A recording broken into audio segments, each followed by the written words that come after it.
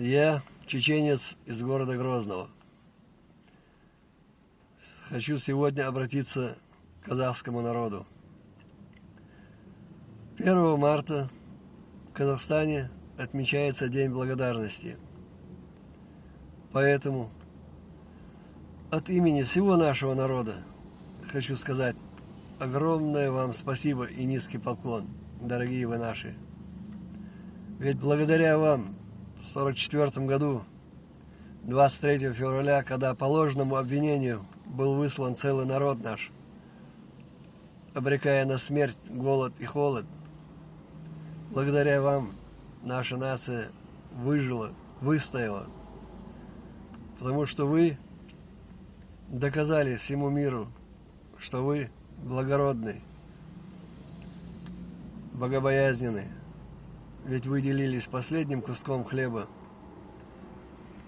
хотя сами жили впроголодь, ведь это была военная пора. Вы приняли несколько наций: немцев, корейцев, чеченцев, ингушей, курдов, месхетинцев, греков, карачаевцев, балкарцев.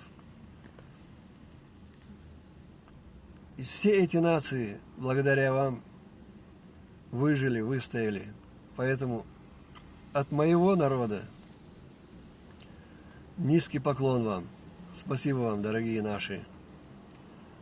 Желаю, чтобы в Казахстане всегда было чистое небо, достаток, благоденствие. Қазақтар, бауырларымыз, тек жақсын тілейміз сіздерге. Құдайдан тек берекет болсын сіздерге. Біздер бірміз. Маған чечен, казах бірдей. Аллаху акбар. Аман сау болыңдар. Тек жақсын тілеймін сіздерге.